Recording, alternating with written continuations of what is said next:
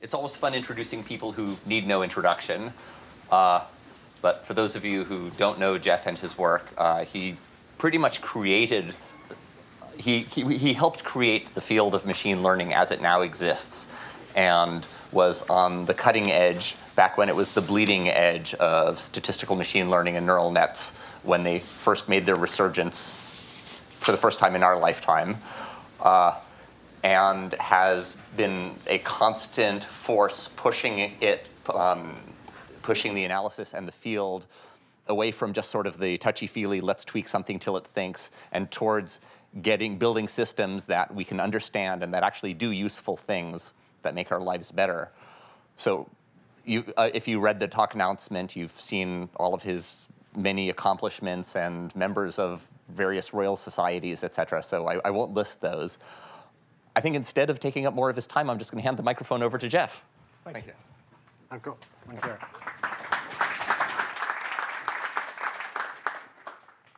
So the main aim of neural network research is to make computers recognize patterns better by emulating the way the brain does it.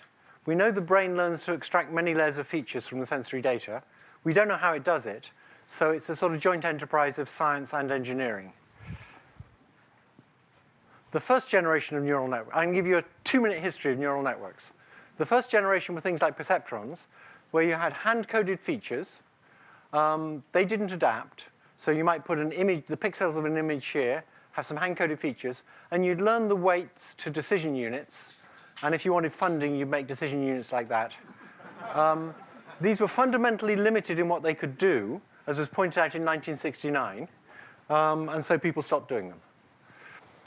Then, sometime later, people figured out how to change the weights of the feature detectors as well as the weights of the decision units.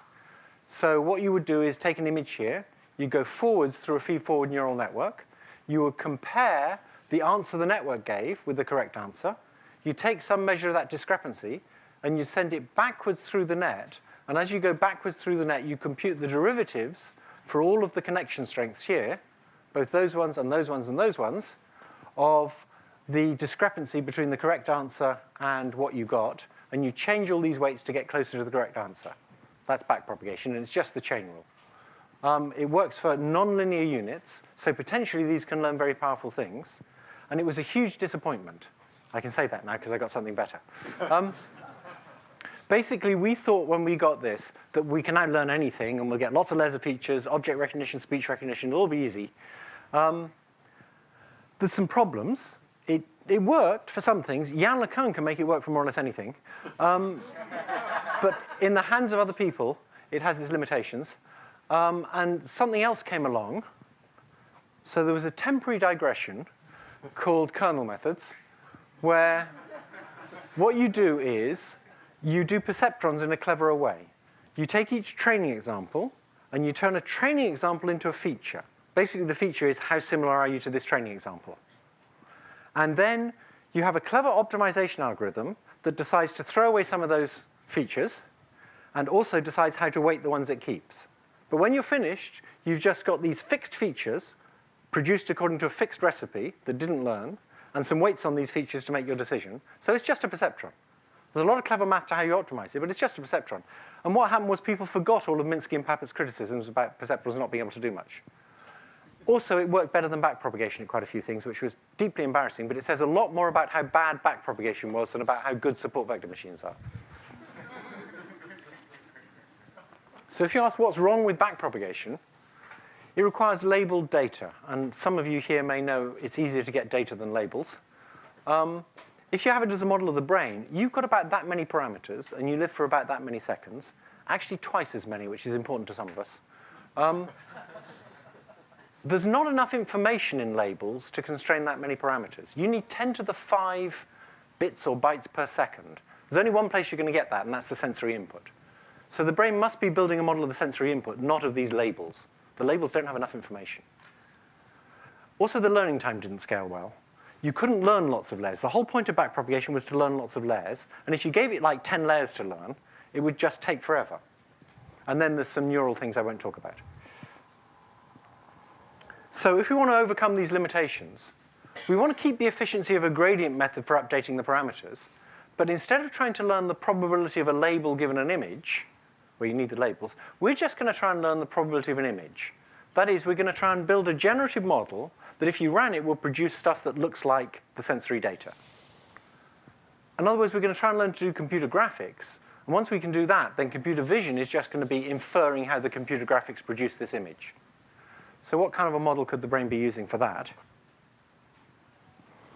The building blocks I'm going to use are a bit like neurons. They're intended to be a bit like neurons. They're these binary stochastic neurons that get some input. They give an output that's either a 1 or a 0, so it's easy to communicate, and it's probabilistic. So this is the probability of giving a 1 as a function of the total input you get, which is your external input plus what you get from other neurons, times the weights on the connections. And we're going to hook those up into a little module that I'll call a restricted Boltzmann machine. This little module here has a layer of pixels and a layer of feature detectors. So it looks like it's never going to learn lots and lots of layers of feature detectors. It looks like we've thrown out the baby with the bathwater, and we're now just restricted to learning one layer of features. But we'll fix that later. We're going to have a very restricted connectivity, hence the name, where this is going to be a bipartite graph. The visible units, for now, don't connect to each other, and the hidden units don't connect to each other. The advantage of that is, if I tell you the state of the pixels, these become independent, and so you can update them independently and in parallel. So given some pixels, and given that you know the weights on the connections, you can update all these units in parallel. And so you've got your feature activations very simply. There's no lateral interactions there. These networks are governed by an energy function, and the energy function determines the probability of the network adopting particular states, just like in a physical system. These stochastic units will kind of rattle around, and they'll tend to enter low energy states and avoid high energy states. The weights determine the energies linearly. The probabilities are an exponential function of the energies. So the probabilities, the log probabilities are a linear function of the weights, and that makes learning easy. There's a very simple algorithm that Terry Sinofsky and me invented in about 1982. In a general network, you can run it, but it's very, very slow. In this restricted Boltzmann machine, it's much more efficient. And I'm just going to show you what the maximum likelihood learning algorithm looks like. That is, suppose you said, take one of your parameters on your connection. How do I change that parameter so that when I run this machine in generative mode, in computer graphics mode, it's more likely to generate stuff like the stuff I've observed? And so here's what you should do. You should take a data vector, an image, and you should put it here on the visible units. And then you should let the visible units, via their current weights, activate the feature detectors. So you provide input to each feature detector, and you now make a stochastic decision about whether the feature detector should turn on. Lots of positive input, it almost certainly turns on. Lots of negative input, it almost certainly turns off. Then, given the binary state of the feature detectors, we now reconstruct the pixels from the feature detectors. And we just keep going like that. And if we run this chain for a long time, this is called a Markov chain, and this process is called alternating Gibbs sampling. If we go backwards and forwards for a long time, we'll get fantasies from the model. This is the kind of stuff the model would like to produce. These are the things that the model shows you when it's in its low energy states, given its current parameters. So that's the sort of stuff it believes in. This is the data. And obviously you want to say to it, believe in the data, not your own fantasies. And so we'd like to change the parameters, the weights on the connections, so as to make this more likely and that less likely.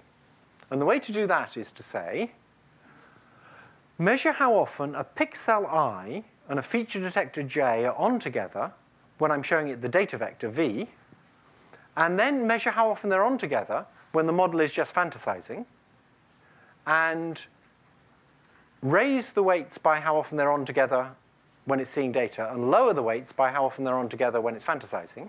And what that'll do is it'll make it happier with the data, lower energy, and less happy with its fantasies. And so its fantasies will gradually move towards the data. If its fantasies are just like the data, then these correlations, the probability of pixel I and feature detector J being on together in the fantasies, will be just the same as in the data, and so it'll stop learning.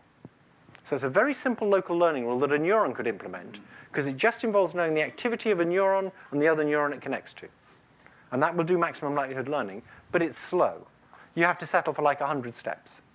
So I figured out how to make this algorithm go 100,000 times faster. The way you do it is instead of running for 100 steps, you just run for 1 step. So now you go up, you come down, and you go up again. And you take this difference in statistics, and that's quite efficient to do. It took me 17 years to figure this out, and in that time, computers got 1,000 times faster. So the change in the weight now is the difference is a learning rate times the difference between statistics measured with the data and statistics measured with reconstructions of the data. That's not doing maximum likelihood learning, but it works well anyway. So I'm going to show you a little example. We're going to take a little image where we're going to have handwritten digits. This is just a toy example. We're going to put random weights on the connections. Then we're going to activate the binary feature detectors, give them the input they're getting from the pixels. Then we're going to reconstruct the image. And initially, we get a lousy reconstruction. This will be very different from the data because they're random weights. And then we're going to activate the feature detectors again. And we're going to increment the connections on the data. And we're going to decrement the connections on the reconstructions. And that is now going to learn nice weights for us, as I'll show you, nice connection strengths that will make this be a very good model of handwritten twos. It's important to run the algorithm where you take the data, and on the data you increment connection strengths. And on your, this is really a sort of screwed up version of the data that's been infected by the prejudices of the model. So the model kind of interprets the data in terms of its features. Then it reconstructs something it would rather see than the data. Now, you could try running a learning algorithm where you take the data, you interpret it, you imagine the data is what you would like to see, and then you learn on that. That's the algorithm George Bush runs, and it doesn't work very well.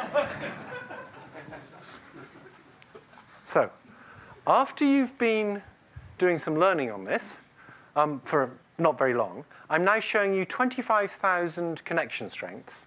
Each of these is one of the features. Take this guy. That's a feature. And the intensity here shows you the strength of the connection to the pixels. So this feature really wants to have these pixels off, and it really wants to have these pixels on, and it doesn't care much about the other ones. Mid-gray means 0. And you can see the features are fairly local. And these features are now very good at reconstructing twos. It was trained on twos. So if I show it some twos it never saw before, and get it to reconstruct them, you can see it reconstructs them pretty well. The funny pixels here, which aren't quite right, is because I'm using Vista.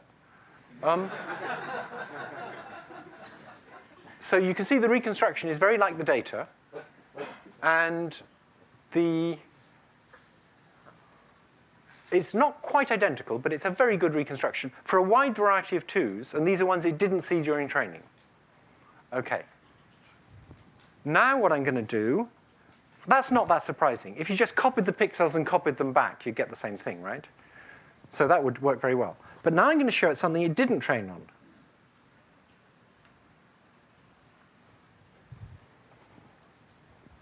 And what you have to imagine is that Iraq is made of 3s, but George Bush thinks it's made of 2s. Okay, so here's the real data, and this is what George Bush sees. That's actually inconsistent with my previous joke, because it assumes he runs this learning algorithm. Sorry about that. Okay, so you see that it perverts the data into what it would like to believe, which is like what it's trained on. Okay, that was just a toy example. Now what we're going to do is train a layer of features like that in the way I just showed you. We'll get these features that are good at reconstructing the data, at least for the kind of data it's trained on. And then we're going to take the activations of those features, and we're going to make those data and train another layer. Okay? And then we're going to keep doing that. And for reasons that are slightly complicated, and I will partially explain, this works extremely well. You get more and more abstract features as you go up. And once you've gone up through about 3 layers, you've got very nice abstract features that are very good then for doing things like classification. But all these features were learned without ever knowing the labels. It can be proved that every time we add another layer, we get a better model of the training data, or to be more precise, we improve a lower bound on how good a model we got of the training data. So here's a quick explanation of what's going on. When we learn the weights in this little restricted Boltzmann machine, those weights define the probability of, given a vector here, reconstructing a particular vector there. So that's the probability of a visible vector given a hidden vector. They also define this whole Markov chain if you went backwards and forwards many times. So if you went backwards and forwards many times and then look to see what you get here, you'll get some probability distribution over hidden vectors, and the weights are defining that. And so you can think of the weights as defining both a mapping from these vectors of activity over the hidden units to the pixels, to images, that's this term, and the same weights define a prior over these patterns of hidden activities. When you learn the next level Boltzmann machine up, you're going to say, let's keep this mapping, and let's learn a better model of the posterior that we got here when we used this mapping. And you keep replacing the implicit posterior defined by these weights by a better one, which is the P of V given H defined by the next Boltzmann machine. And so what you're really doing is dividing this task into two tasks. One is, find me a distribution that's a little bit simpler than the data distribution. Don't go the whole way to try and find a full model. Just find me something a bit simpler than the data distribution that's going to be easier for a Boltzmann machine to model. That's very non-parametric. And then find me a parametric mapping from that slightly simpler distribution to the data distribution. So I call this creeping parameterization. What you're really doing is it's like taking the shell off an onion. You've got this distribution you want to model. Let's take off one shell, which is this, and get a very similar distribution that's a bit easier to model, and some parameters that tell us how to turn this one to this one, and then let's go and solve the problem of modeling this distribution. So that's what's going on when you learn these multiple layers. After you've learned, say, 3 layers, you have a model that's a bit surprising. This is the last restricted Boltzmann machine we learned. So here we have this sort of model that says, to generate from the model, go backwards and forwards. But because we just kept the P of V given H for the previous models, this is the directed model where you sort of go chunk, chunk to generate. So the right way to generate from this combined model, when you've learned 3 layers of features, is to take the top 2 layers and go backwards and forwards for a long time. It's fortunate you don't actually need to generate from it. I'm just telling you how you would if you did. We want this for perception. So really, you just need to do perceptual inference, which is chunk, chunk, chunk. It's very fast. But to generate, you'd have to go backwards and forwards for a long time. And then once you've decided on a pattern here, you just go chunk, chunk. That's very directed and easy. So I'm now going to learn a particular model of some handwritten digits, but all the digit classes now. So we're going to put slightly bigger images of handwritten digits from a very standard data set where we know how well other methods do. In fact, it's a data set on which support vector machines beat backpropagation, which was bad news for backpropagation, but we're going to reverse that in a minute. We're going to learn 500 features now instead of 50. Once we've learned those, we're going to take the data, map it through these weights, which are just these weights in the opposite direction, and get some feature vectors. We're going to treat those as data and learn this guy. Then we're going to take these feature vectors. We're going to tack on 10 label units. So now we needed the labels, but I'll get rid of that later. And so we get a 510-dimensional vector here. And we're going to learn a joint density model of the labels and the features. We're not trying to get from the features to the labels. We're trying to say, why do these two things go together? So we're learning a joint model of both, not a discriminative model. When we've completed this learning, what we're going to end up with is the top level here is a Boltzmann machine, and so it has an energy function. And you can think of that as a landscape. When the weights are all small here, or close to 0, then the energy landscape is very flat. All the different configurations here are more or less equally good. As it learns, it's going to carve ravines in this energy landscape. If you think of it as a 510-dimensional energy landscape, these ravines are going to have the property that in the floor of the ravine, there's about 10 degrees of freedom. And those are the ways in which a digit can vary and still be a good instance of that digit, like a 2 with a bigger loop or a longer tail. Up the sides of the ravine, there's like 490 directions. And those are the ways in which if you varied the image, it wouldn't be such a good 2 anymore. But the nice thing is, it's going to learn long, narrow ravines so that one 2 can be very different from another 2, and yet connected by this ravine. The ravine's captured the manifold, so it could wander from one to another in a way that it won't wander from a 2 to a 3, even though the 3 might be more similar in pixels to the 2. Okay. I want to show you this generative model actually generating. Before I do that, I want to own up. We did a little bit of fine-tuning, which actually took longer than the original learning, where you, after you've done that greedy layer-by-layer learning, you do a bit of fine-tuning where you put in images, you do a forward pass, bottom up, with binary states. And when you do this forward pass, you adjust the connection slightly so that what you get in one layer will be better at reconstructing what caused it in the layer below. Then you do a few iterations at the top level Boltzmann machine. You go backwards and forwards a few times to get the learning signal there. And then you do a down pass. And during the down pass, you adjust the connections going upwards so that they're better at reconstructing what caused the activity in that layer. So during the down pass, you know what caused activity because you caused it, and you try and recover those causes. That fine-tuning helps, but it'll work without it. So now I'm going to attempt to show you a movie.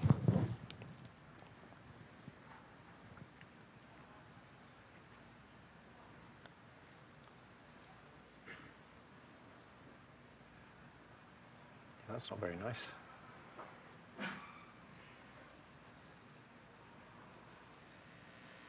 OK, there's that network. Here's where we're going to put images. Here's 500 features, 2,000 features, and the 10 labels. First of all, we'll get it to do some perception. So I'm going to give it an image and tell it to run forwards. Oops, sorry, I didn't mean that. I meant that. And you'll see these are stochastic. They keep changing. But it's very sure that it's a 4. See, those are the identities of these neurons. It knows that's a 4, and it has no doubt about it, even though its feature detectors are fluctuating a bit. If I give it a 5, hopefully it'll think it's a 5. Yeah, it doesn't have any doubt. So now let's be mean to it, because that's a lot more fun. I'm going to give it that. So it says sort of 4, 6, 8, 4, 8, 8, 8, 8, 8, 8, 4. It can't make up its mind whether it's a 4 or an 8. And that's pretty reasonable in those circumstances. It will actually, for that one, say 8 a bit more often than anything else. So we class it as getting that right. But it's very unsure whether it's an 8 or a 4. And just occasionally it thinks it can be other things like a 2. But it basically thinks 4 or 8. I can make it run faster so you can... It's basically 4, 8, and an occasional 6. I could give it something like this. And it thinks basically 1 or 7 and occasionally a 4. Because I programmed this myself, I want to point out that it's very reasonable for this. This is my baby. And it's very reasonable for it to think that might be a 4, because look, you can see the 4 in there. OK. OK. Now, that was just doing perception, but the very same model does generation. So what I can do is I can fix a top-level unit. And all I've done is I've fixed the state of one neuron. There's a million connections there, because that's 2,000 to 500. I just fixed this one neuron.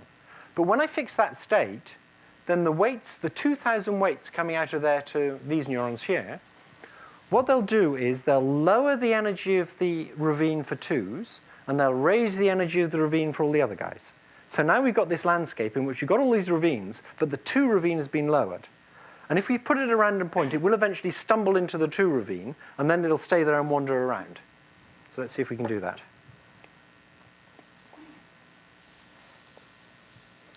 So what's really going on here is I'm just going backwards and forwards up here.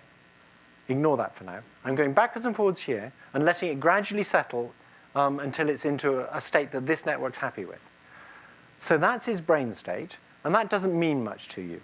If you look at that, you don't really know what it means. So what we're going to do is, as it's settling, we're going to play out the generative model here. We're going to do computer graphics to see what that would have generated. And so what you've got here is that's what's going on in its brain, and this is what's going on in its mind. So you can see what this is thinking. And I'm serious about that. That is, I know it sounds crazy. When I say to you, I'm seeing a pink elephant, what I mean is, I've got a brain state such that if there were a pink elephant out there, this would be perception. That's how mental states work. They're funny because they're hypothetical, not because I made a spooky stuff. So I use this language where the terms refer to things in the world because I'm saying what would have to be in the world for this brain state to be perception. Now, if I've got a generative model, I can take the brain state and say, well, what would have to be in the world for that to be perception? Well, that. So that's what it's thinking. That's its mental state right there. So you've got brain states and mental states. And most psychologists won't show you both. Let's go a bit faster. And it still hasn't settled into the 2 ravine, and now it's about in the 2 ravine. And now it's just wandering around in that 2 ravine, and this is what it's thinking. It knows about all sorts of different 2s, and it's very good that it does, because that means it can recognize weird 2s. Let's give it another one. It hasn't got into the 8 ravine properly yet. It'll jump out into other ravines because it's not really there. But by about now, it'll be in the 8 ravine. And it'll show you all the sorts of different 8s it believes in if you run it long enough. If you ran it for an hour now, it would probably just stay in the 8 ravine showing you all sorts of different 8s. OK. Let's do one more because I like it so much.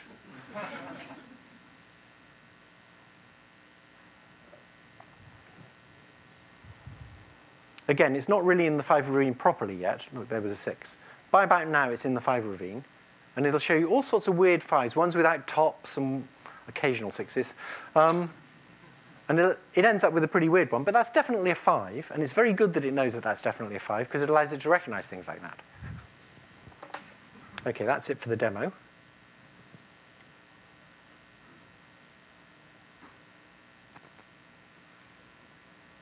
How do I get rid of that?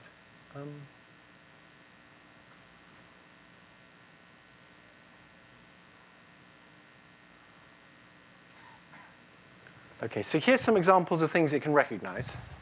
These are all ones it got right. And you can see it recognizes a wide variety of 2s. It recognizes that this is a 1 despite that. And it recognizes that this is a 7 because of that. If you try writing a program by hand that'll do that, you'll find it's kind of tricky if you'd never thought of these examples in advance. If you compare it with support vector machines, now what we're doing here is we're taking a pure machine learning task. We're not giving it any prior knowledge about pixels being next to other pixels. We're not giving it extra transformations of the data. So this is it's a pure machine learning task without any extra help. If you give extra help, you can make all the methods a lot better. But a support vector machine done by DeCoste and Scholkopf, who are very good, got 1.4%. The best you can do with standard backpropagation is about 1.6%. This gets 1.25%, and significance here is about a difference of 0.1. So this is significantly better than that. K nearest neighbor gets 3.3%. Now, I fine-tuned that to be good at generation, so I could show you it generating, using this sort of up-down algorithm. But we can also use backpropagation for fine-tuning. And now that I've got this way of finding features from the sensory data, I can say things like, nobody in their right mind would ever suggest that you would use a local search technique like backpropagation to search some huge nonlinear space by starting with small random weights. It'll get stuck in local optima. And that is indeed true. What we're going to do is we're going to search this huge nonlinear space of possible features by finding features in the sensory data, and then finding features in the combinations of features we found in the sensory data, and keep doing that. And we'll design our features like that. So we didn't need labels. We just needed sensory data. Once we've designed all our features, we can then use backpropagation to slightly fine-tune them to make the category boundaries be in the right place. So a pure version of that would be to say, let's learn the same net, but without any labels. OK, so we do all the pre-training like this. After we pre-trained now, what we're going to do is we're going to attach 10 label units to the top, and we're going to use backpropagation to fine-tune these. And the fine-tuning is hardly going to change the weights at all, but it's going to make the discrimination performance a lot better. So this is going to be discriminative fine-tuning, and that gets 1.15% errors. And all the code for doing the pre-training and the fine-tuning is on my webpage if you want to try it. Now, given that we now know how to get features from data, we can now train things we never used to be able to train with backpropagation. If you take a net like this, where we're going to put in a digit, and we're going to try and get out the same digit, but we're going to put like 8 layers of nonlinearities in between, if you start with small random weights and you backpropagate, you get small, small times small, and by the time you get back here, you get small to the power of 8, and you don't get any gradient. If you put in big random weights, you'll get a gradient, but you'll have decided in advance where you're going to be in the search space. what we're going to do is learn this Boltzmann machine here. After we've learned that, we're going to map the data to get activity patterns, then learn this Boltzmann machine. Then we're going to learn this Boltzmann machine. Then we're going to learn this Boltzmann machine, but with linear hidden units. And then what we're going to do is put the transposed weights here, because this is good at reconstructing that. So this should be good at, and so on. And we're going to use that as a starting point. And then we do backpropagation from there, and it'll slightly change all of these weights, and it'll make this work really well. And so now what it's done is it's communicated this 28 by 28 image via this bottleneck of 30 units, but using a highly nonlinear transformation to compress it. If you make everything linear here, you leave out all these layers and make everything linear, this is PCA, principal components, which is a standard way to compress things. If you put in all these nonlinear layers, it's much better than PCA. So this is all done without labels now. You just give it the digits. You don't tell it which is which. These are examples of the real digits. Just one example of each class. These are the reconstructions from those 30 activities in the hidden layer. And you can see they're actually better than the data. This is a dangerous line of thought. PCA does this, and you can see it's kind of hopeless compared with this method. At least that's what you're meant to see. Now, we could apply this to document vectors. I don't find documents as interesting as digits, but I know some people are interested in them. You could take a document vector, and you could take the counts of the 2,000 most common words, and there's a big database like this of 800,000 documents. And so we took 400,000. Sorry. Yeah, I know. I see people smiling. Big 800,000. I'm an academic, OK? We then train up a neural net like this, where these are now Poisson units. For those of you who know machine learning, we can use any units in the exponential family, where the log probability is linear in the parameters. So we train up this to get some features. We train up this to get some features. And then we train up this to get just 2 linear features. That seems a little excessive. And obviously, when we reconstruct, we're not going to get quite the right counts.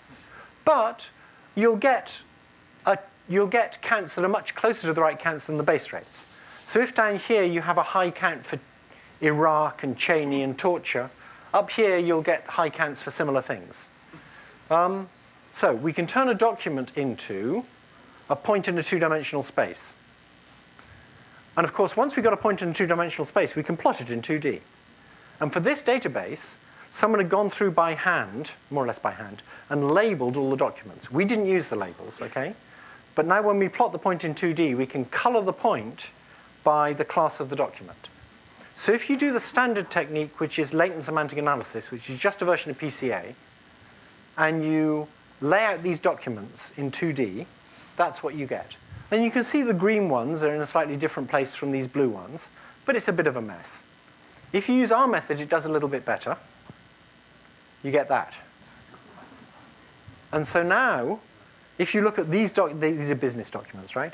If you look at these documents here, you can see there's lots of different kinds of documents about accounts and earnings. Presumably there's an Enron cluster in here somewhere, and it would be very nice to know which other companies are in this Enron cluster. OK. But there's something more interesting you can do. That's just for visualization. But now I'm going to show you how to solve the following problem. Suppose I give you a document. So this isn't like what I call Google search, where you use a few keywords and you find what you want. This is, I give you a document, and I ask you to find similar documents to the one I gave you. OK, documents with similar semantic content. So I'm using a document as a query. What we're going to do is we're going to take our big database of documents, a whole million of them, and we're going to train up this network. And it's going to convert these documents into 30 numbers. I'm going to use logistic units here, that is, numbers that range between 1 and 0. And we're going to train it as Boltzmann machines. Then we're going to backpropagate, and we'll get intermediate values here that convey lots of information. And then we're going to start adding noise here. And we're going to add lots and lots of noise. Now, if I add lots and lots of noise to something that has an output between 0 and 1, there's only one way it can transmit a lot of information. It's got to make the total input that comes from below be either very big and positive, in which case it'll give a 1, or very big and negative, in which case it'll give a 0. And in both those cases, it will resist the noise. If it uses any intermediate value, the outcome will be determined by the noise, so it won't transmit information, so it won't be very good at getting the right answers. So the noise is something like Gaussian. It's not binary flipping. It's Gaussian noise. And we gradually increase the standard deviation, and it's noise in the input to the unit. And we gradually increase this, and we use a funny kind of noise that I don't want to get into that makes it easier to use conjugate gradient descent. And what will happen is these will turn into binary units. So we now have a way of converting the word count vector of a document into a 30-bit binary vector. And now we can do what I call supermarket search. So suppose you want to find things that are like a can of sardines. What you do is you go to your local supermarket, and you say to the cashier, where do you keep the sardines? And you go to where the sardines are, and then you just look around. And there's all the things similar to sardines, because the supermarket arranged things sensibly. Now, it doesn't quite work, because you don't find the anchovies, as I discovered when I came to North America. I couldn't find the anchovies. They weren't anywhere near the sardines and the tuna. That's because they're near the pizza toppings. But that's just because it's a 3-dimensional supermarket. If it was a 30-dimensional supermarket, they could be close to the pizza toppings and close to the sardines. So what we're going to do is we're going to take a document, and using our learned network, we're going to hash it to this 30-bit code. But this is a hash code that was learned. It's not some random little thing. It was learned with lots of machine learning. So it has the property that similar documents map to similar codes. So now we can use hashing for doing approximate matches. Everybody knows hashing is nice and fast, and everybody knows it can't do approximate matches. But with machine learning, you can have both. So we take our document, we hash it to a code, and in this memory space, at each point in the memory space, we put a pointer to the document that has that code. And you're engineers, so if 2 documents have the same code, you can figure out what to do. So now, with the query document, we just go there, and now we just look around, like in the supermarket. And the nearby similar documents will have nearby codes. And so all you need to do to find a similar document is flip a bit and do a memory access. Okay, that's 2 machine instructions. So if you were to have a database of, say, 10 billion documents, and I give you one and say, give me 100,000 documents similar to this one for my other search technique I'm going to use that can only cope with 100,000, you're going to have to do 100,000 times. You're going to have to flip a bit and do a memory access. So that's only 200,000 machine instructions. Only 2 machine instructions per document. It's completely independent of the size of your database. Okay, because you've laid things out like in a supermarket. You've got a document supermarket now in 30D. So if you compare it with, well, we've actually only tried it because we're academics on 20-bit codes and 1 million documents, and it works just fine. But nothing could possibly go wrong when you scale it up. It's actually quite accurate. That is, if you compare it with a sort of gold standard method, it's about the same accuracy. And when you now take your shortlist that you found in this very fast way, and you give those guys in the shortlist to the gold standard method, it works better than the gold standard method alone. It's much better than locality-sensitive hashing, both in terms of speed. We use the code that's on the web for that, and it's about 50 times faster. And in terms of accuracy. Locality-sensitive hashing will always be less good than this because it's just a hack for doing this. And locality-sensitive hashing works on the count vector.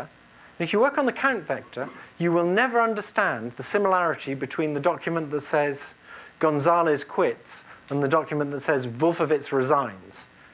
They're very similar, but not in the word count vector. But if you've compressed it down to some semantic features, they're very similar documents.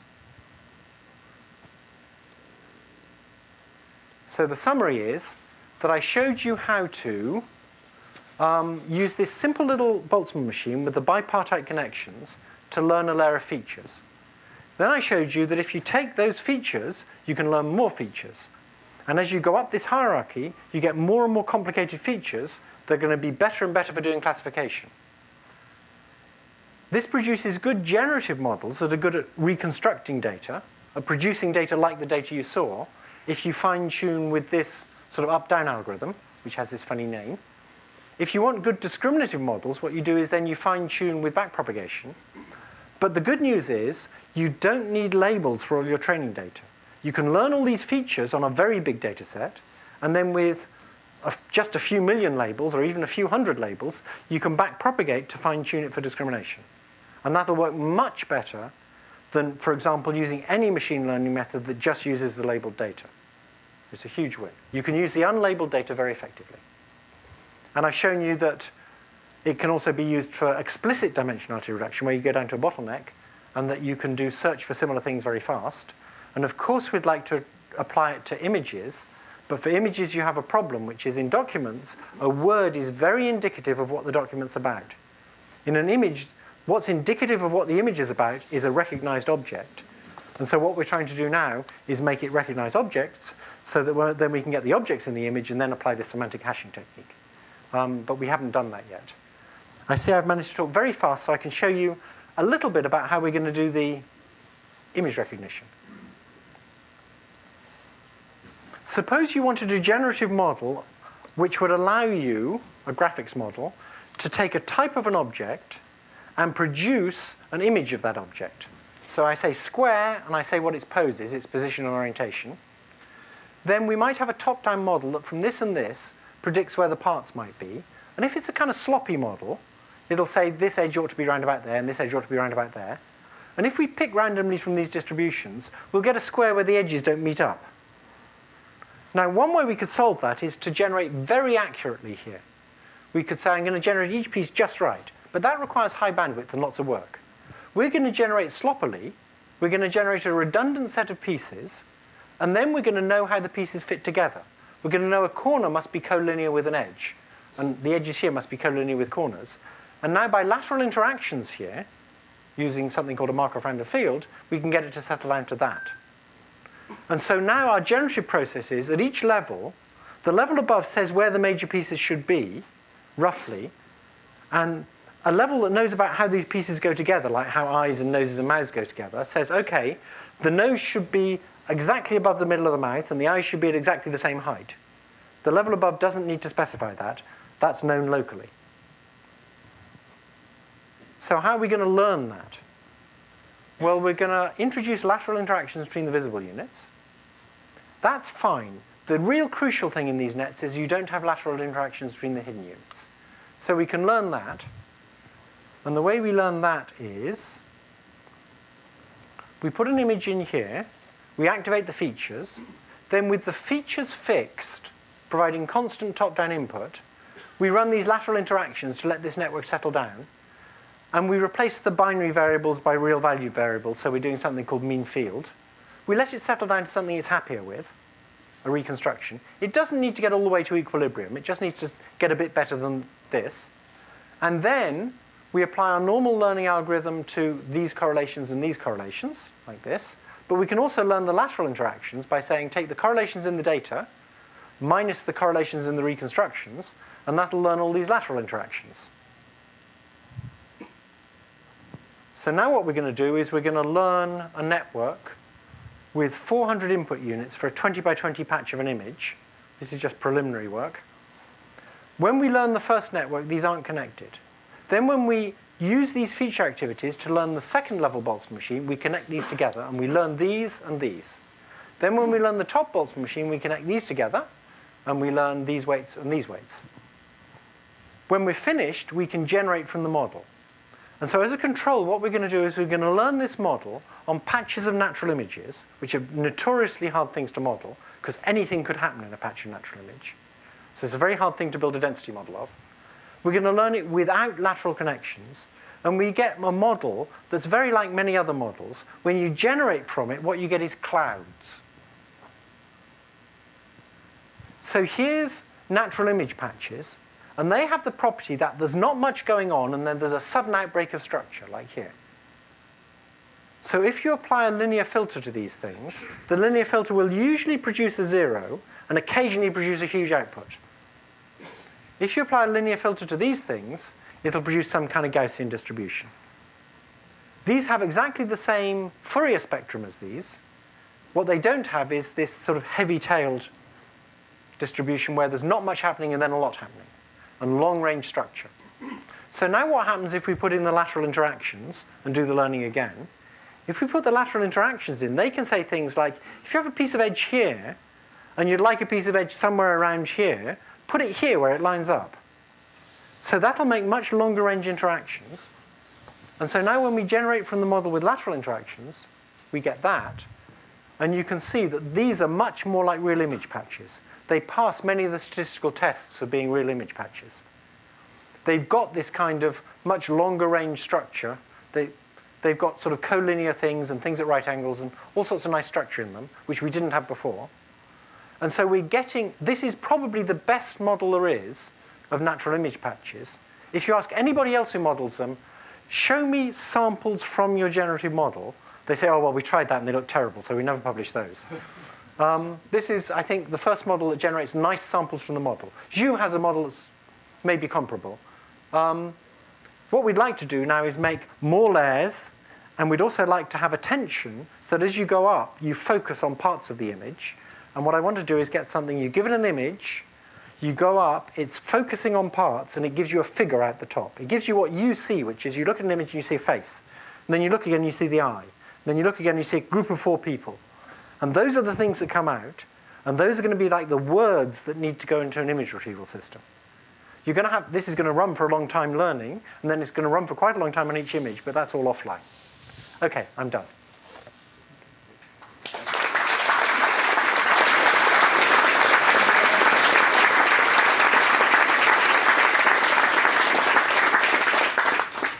So it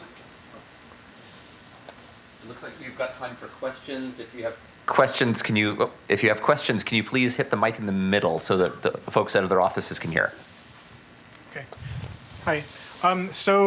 You were saying that this method doesn't require labels. I was just wondering if it would actually help if you have labels for at least some of your training data. Oh, yes.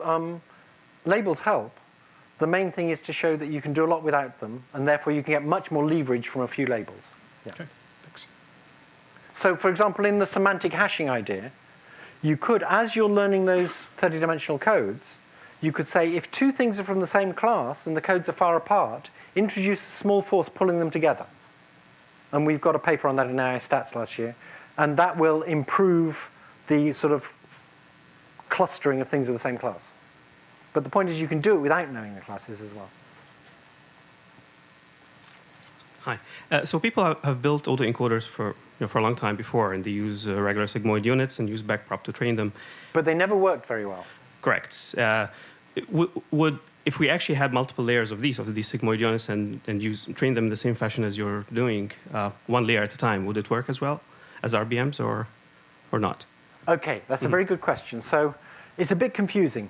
This deep thing with multiple layers trained with RBMs I called a multi-layer autoencoder. But you could also have a very small autoencoder with 1 hidden layer that's nonlinear and train that up. And the RBM is just like that. So you could train these little autoencoders and stack them together and then train the whole thing with backprop. That's what the question was. And that will work much better than the old way of training autoencoders, but not quite as well as this. So Yoshua Bengio has a paper where he compared doing autoencoders with doing restricted Boltzmann machines. And the restricted Boltzmann machines work better, especially for things like cluttered backgrounds.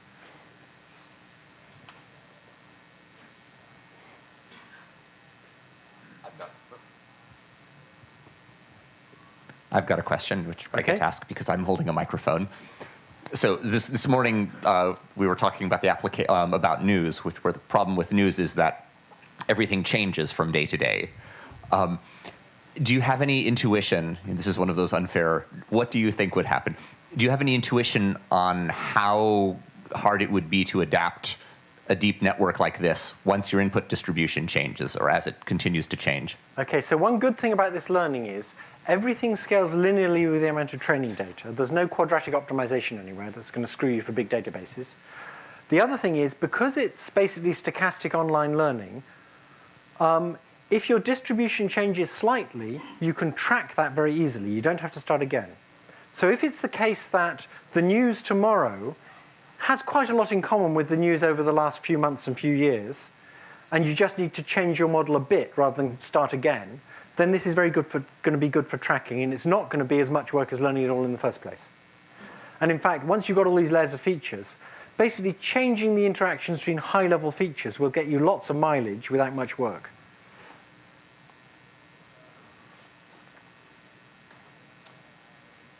So I have another question about the supermarket search. You were saying you just flip a bit in your hash code. So what I'm wondering is, one thing that I'm not sure about is like, if you flip one of these bits, you might not necessarily get something there. I mean, how do you know that you're going to find something there? And then also maybe, is there some way of finding better bits to flip? And like, how do you decide which ones? So, of course, if you make the number of addresses be about the same as the number of documents, the average density is 1. Right. Okay? And if there's nothing there, you flip some more bits. Sure. So yes, you'll get some misses, but that's just a sort of constant.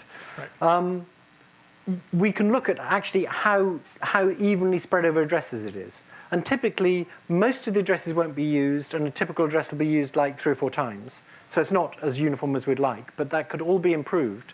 And we've only done this once. We just trained this network once on one data set, and that's all the research we've done so far, really. If we could get a tiny bit of money from someone, we could make this whole thing work much better.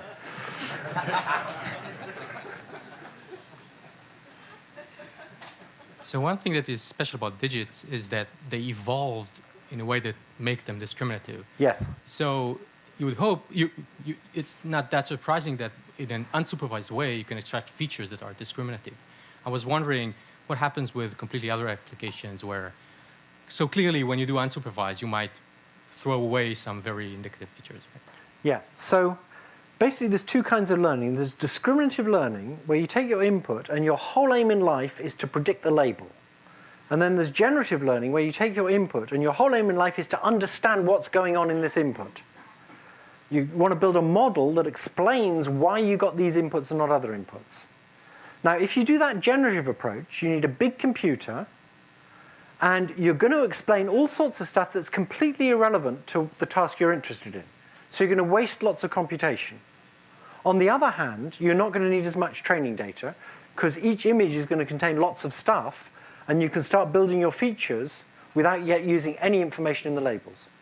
So if you've got a very small computer, what you should do is discriminative learning, so you don't waste any effort. If you've got a big computer, do generative learning. You'll waste lots of the cycles, but you'll make better use of the limited amount of labeled data. That's my claim. Hi, Jeff. I have a question. What happened to regularization? What kind of regularizations is implicit in all of your stages? OK, so we're using a little bit of weight decay.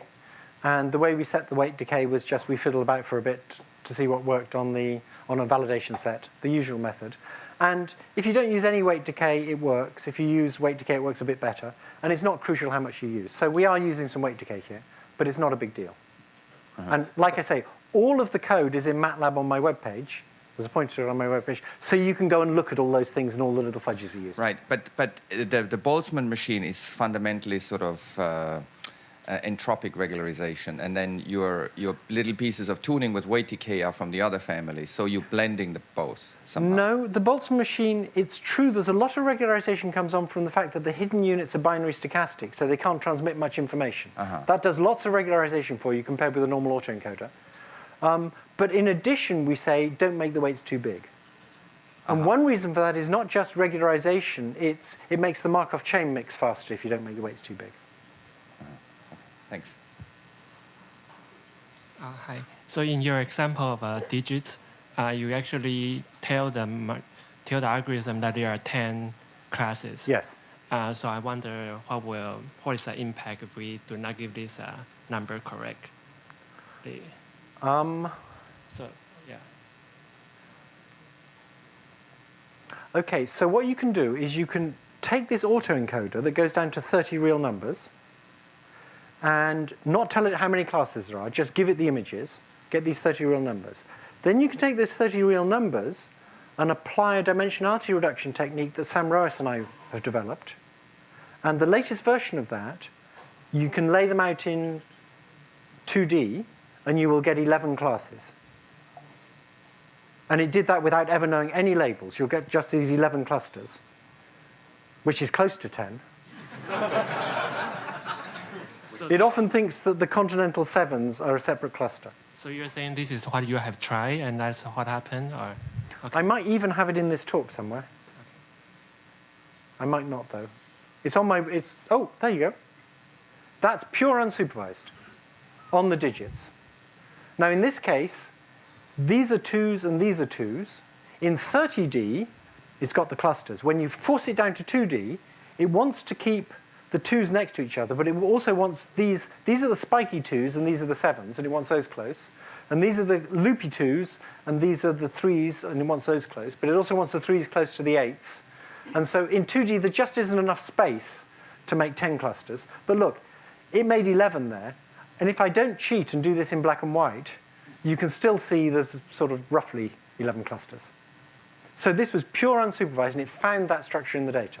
So when psychologists tell you, you impose categories on this data, they aren't really there in the world, it's rubbish.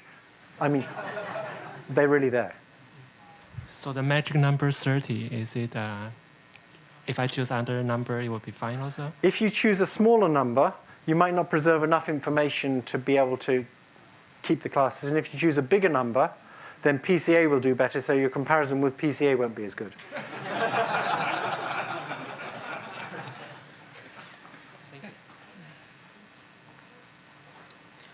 How does the performance of the digit classification vary according to the number of layers you are using? OK. Obviously, using the number of layers I showed you is one of the best numbers to use. If you use less layers, it works a bit worse. If you use more layers, it works about the same. I've got a very good Dutch student who has the property he doesn't believe a word I say. And we will know he's using like 40 cluster machines, and he's going to get the answer to this. But so far, I'm right, that using less layers isn't as good, and he hasn't got to more layers yet. He's actually made, with the same number of layers, he can make it work better. And we'll see if he makes it work better with more layers. So just a bit guess-related question. So it's clear how to evaluate these models, say, if you have some labeled data, and you can try to see if you predict similarly. But if you trade generative, these Boltzmann machines with, like, especially pairwise interactions in the same levels and so on, if I gave you another set, can you say how good generatively it is, and is it easy? OK. How do you evaluate that kind of part of it? So the problem with these Boltzmann machines is there's a partition function. And what you'd love to do is take your data set, hold out some examples, train your generative model on the training set, and then say, what is the log probability of these held out examples? Exactly. And that would be the sort of gold standard. And that's very hard to do. You know the log probability up to a constant, but you don't know the constant. So people in my group are now working very hard at a method for interpolating between Boltzmann machines that allows you to use a Boltzmann machine with 0 weights, which is a pretty dumb model, and then gradually change the weights towards the Boltzmann machine that you eventually learned. And you can get the ratio of the partition functions of all these Boltzmann machines. So in the end, you can get the partition function. You can get a pretty good estimate. This is called, it's a version of annealed importance sampling called bridging. And we think we're going to be able to get pretty accurate estimates of the partition function now by running for, like, 100 hours. Yeah. You do this after you've learned, just to show how good you are. But the other thing you can do is you can generate from the model, and you can see that the stuff it generates looks good. And you can then take the stuff you generated from the model, and you can apply statistical tests to that, and statistical tests to the real data, and statistical tests to the other guy's data, the other guy's generated data. And if you choose the right statistical test, you can make the other guy's data look terrible.